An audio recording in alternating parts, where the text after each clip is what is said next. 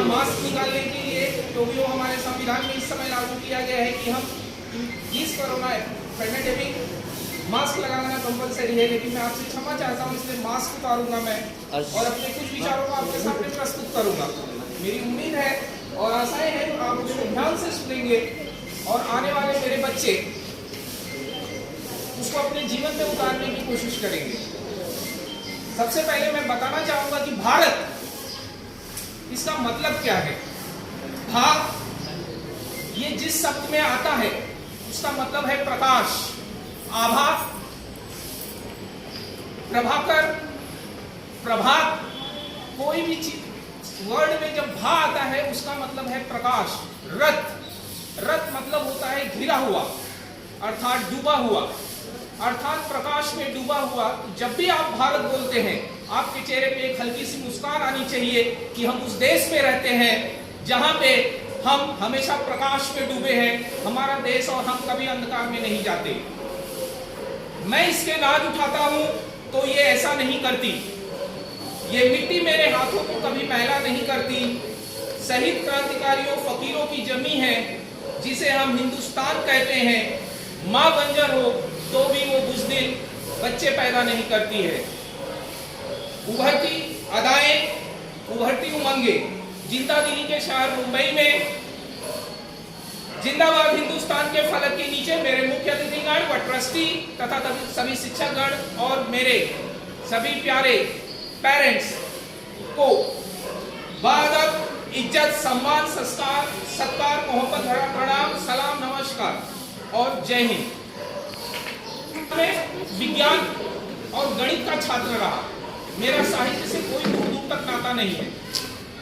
College के समय में मैं लाइब्रेरी में जब टाइम बिताता था, मैंने वहां पे संस्कार विधि की पुस्तक पढ़ी। संस्कार विधि वह पुस्तक है जिसमें एक युवराज होता है। मैं ये सिर्फ बच्चों के लिए ही नहीं, सबके लिए बता रहा हूँ। आप उसको ध्यान से सुनिए, मेरी लाइफ के बारे में आपको बता रहा हूँ। उस संस्कार विधि में युवराज को राजा बनाने के लिए उसके संस्कार स्थापित किए जाते हैं। उसमें कुल गुरु आता है। उसका कुल गुरु का आने से पहले युवराज को सम्मान देने के लिए उसकी प्रजा बड़े बड़े उपहार लेके आती है। साथ में रानी, उसकी माँ दूध से, इत्र से अपने युवराज को नहलाते हैं। उसके बाद कुल पुरोहित उस सभा में युवराज को सोने का दंड देते हैं। सोने का दंड मतलब एक खंभा होता है, वो उसको प्रस्तुत किया जाता है। युवराज को प्रस्तुत करते समय उन्हें युवराज को पुरोहित बोलता है सर्वदंडोवसी। सर्वदंडोवसी का अर्थ है, हे राजन, आप इस पृथ्वी पर ईश्वर का अवतार हो, आप ईश्वर की तरह ही हो। आप चारों वर्ण, चाहे वो ब्राह्मण हो, क्षत्रिय हो, वैश्य हो या शूद्र हो, किसी को भी आप अपमान या उसको पुरस्कार दे सकते हैं। आपके पास वो सभी अधिकार है। राजकुमार को देने के बाद, राजकुमार का सब संस्कार होने के बाद, राजकुमार अपने कुल गुरु का पैर छूता है। उसके बाद कुल गुरु उसके पीठ पर मोर के पंख से मारता है और बोलता है धर्म दंडोवसी, और यही आपका धर्म है कि आप हमेशा अपने काम को धर्म के साथ करेंगे। इस चीज से मुझे उस समय, आपको हकीकत बता रहा हूं, ईमानदारी ये धर्म है। अर्थात इस संविधान में पहला ही वो अध्याय, पहले ही मौलिक अधिकारों में उन्होंने ईमानदारी लिखा गया है। ये कहानी है कि आप किसी भी, आपका पहला धर्म है कि हर रिश्ते को या हर देश के लिए किसी भी चीज को ईमानदारी से उसका पालन करें। गीता में लिखा है कर्मण्येवाधिकारस्ते मा फलेषु कदाचन। देश के लिए काम करते टाइम या कोई भी कर्म करते टाइम फल की चिंता नहीं करें। ये कभी नहीं सोचो कि देश ने हमको क्या दिया है। आप सिर्फ कर्म करिए, कंट्री, देश आपको बहुत कुछ देगा। रक्त की धार से मेरे वतन की बात हो जाए, वतन ही धर्म हो मेरा, वतन ही जात हो जाए। इबादत कर मैं कहता हूँ मेरे मालिक मेरे दाता, तिरंगे में लौट आना मेरी सौगात हो जाए। मैं कहना चाहता हूँ कि यदि राष्ट्रगान और भारत माता के नारों को ही हम देशभक्ति समझते हैं, तो शायद मेरी नजर में we are in that country, हम उस देश में रहते हैं जहां सबको हर चीज का अधिकार है। लेकिन मेरी नजर में वो देशभक्ति से ज्यादा जरूरी है जब एक इंसान पूरी निष्ठा, पूरी ईमानदारी और पूरी लगन के साथ किसी कार्य को करता है। अगर शिक्षक क्लासरूम में ईमानदारी और निष्ठा से बच्चों को पढ़ा रहा है तो आने वाली पीढ़ी वो बहादुर पीढ़ी होगी। अगर कोई पत्रकार निष्पक्ष रूप से पत्रकारिता करता है तो वो एक ईमानदारी है। अगर आप सच्चाई से इनकम टैक्स भरते हैं वो एक ईमानदारी है। 250 रुपया 250 रुपीज दे के अगर पिक्चर देखने के लिए आप जाते हैं, डर्टी पिक्चर, तो उसके बदले अच्छा है कि 70 रुपए की झाड़ू खरीद के आप भारतीय स्वच्छता अभियान में अपने हिस्सा बटाएं और देश की सेवा करें। मैं युवा पीढ़ी से यह कहना चाहता हूं कि जहां भी पानी बहते हुए आपको दिखे, पानी को रोकने की कोशिश करें, वो भी एक तरह की देशभक्ति है। बुजुर्ग रोड क्रॉस कर रहा है, उसको आप क्रॉस करा दीजिए, वो भी देशभक्ति है। संविधान कहता है कि सच्ची ईमानदारी और सेवा करना ही सबसे बड़ी देश का सेवा है। बहुत अच्छी बात है। और देश का युवा जब अपने देश की सभ्यता और संस्कृति को मानना नहीं बल्कि स्वामी विवेकानंद की तरह अपनी सभ्यता और संस्कृति को जानना, आपका ये मूलभूत अधिकार है कि हमारी सभ्यता और संस्कृति क्या है।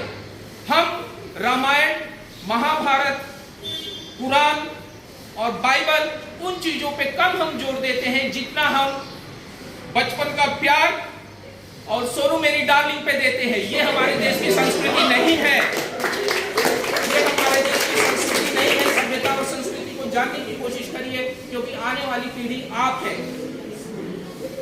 मुझे लगता है हमारे राष्ट्र का निर्माण तब होगा जब हमारे संविधान के अनुच्छेद 51, when you are going to college, जब आप कॉलेज में जाएंगे वहां आपकी लाइब्रेरी होगी, वहां पे आप पढ़िएगा 51 अनुच्छेद में दिए जाने वाले मौलिक कर्तव्यों का पालन करें, या आपकी टेक्स्ट बुक में उन्होंने मौलिक अधिकार कर्तव्य दिए हैं 2nd पेज पे। आज हम पर्सनल कैरेक्टर के ऊपर ज्यादा जोर देके नेशनल कैरेक्टर पर कम जोर देते हैं। हमारे पड़ोसी, हम ये नहीं देखते कि लाइट क्यों गई है, हम ये देखते हैं पहले कि बाजू वाले के घर में लाइट गई है क्या, तब अपने घर में बाद में देखेंगे। हम ये नहीं पता लगाते कि लाइट का प्रॉब्लम क्या है, हम पड़ोसी के घर में देखते हैं। Don't be personal character, only national character. हमेशा राष्ट्र के बारे में सोचिए, अपने पड़ोसी के बारे में नहीं। संविधान ने 73 सालों में हमें बहुत कुछ दिया, उसने अच्छा काम किया है। हमने बहुत काम सही नहीं किए हैं, हो सकता है कई लोगों ने किए हैं। संविधान हमें एक सूत्र में जोड़ता है, यह हमें कानून सिखाता है, हमें कैसे रहना है, कैसे चलना है, कैसे नियमों का पालन करना है। बिल्ली रास्ता काटती है तो हम रुकते हैं, लेकिन सिग्नल पे हम नहीं रुकते।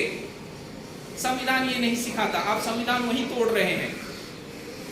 मैं यहाँ पे शेरगंज गर्ग साहब की लिखी एक कविता बोलना चाहूंगा। ग्राम शहर या कुछ लोगों का नाम नहीं होता है देश, ग्राम शहर या कुछ लोगों का नाम नहीं होता है देश।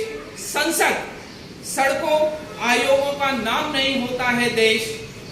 देश नहीं होता केवल सीमाओं से घिरे मकान, देश नहीं होता सजती हुई ऊंची दुकान।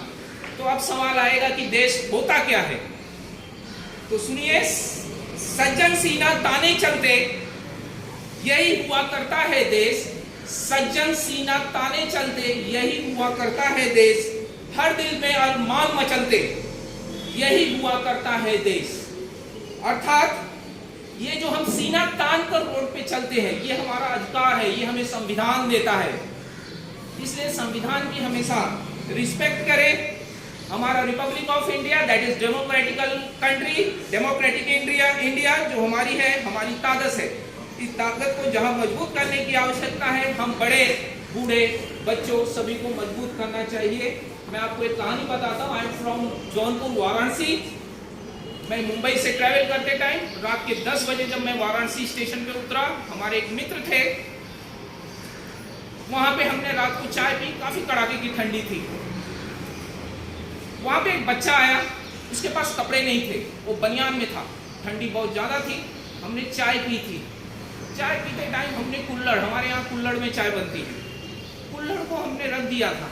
वो बच्चा आया और उस कुल्हड़ को उठा के वो चाय को चुस्की लेने की कोशिश किया। मैंने क्या किया वो मायने नहीं रखता वहां की, उसके बाद मैंने क्या किया या मेरे मित्र ने क्या किया। उस बच्चे को ठंडी नहीं लग रही थी लेकिन भूख लगती है। हर इंसान को ठंडी नहीं लगेगी लेकिन भूख लगती है। उस भूख को देखने के बाद ये कभी एहसास नहीं होता कि हम देश के लिए कुछ कर पा रहे हैं। शायद हमारे बड़े बड़े राजनीतिक पार्टियों को, राजनीतिक नेताओं को, देश के हर एक नागरिक को इस चीज पर ध्यान देने की जरूरत है कि उन चीजों को ध्यान दिया जाए। संविधान कहता है बी सेंसिटिव। आप जब संविधान पढ़ेंगे उसमें उन्होंने एक क्लॉज दिया है, बी सेंसिटिव, अर्थात मर्म स्पर्शी बनिए। संविधान में हर एक व्यक्ति के लिए प्यार और दया की भावना रखिए और आदर और सत्कार की, क्योंकि हम जानते हैं कि जिन्होंने हमारे लिए बलिदान दिया ना, वो ना हमको जानते थे ना हमारे पूर्वज को जानते थे, लेकिन उन्होंने हमारे लिए अपनी जान दे दी। मैं आपको जान देने के लिए नहीं कहता ना, देश अब जान मांगता है, वो सिर्फ ईमानदारी से आपकी काम मांगता है।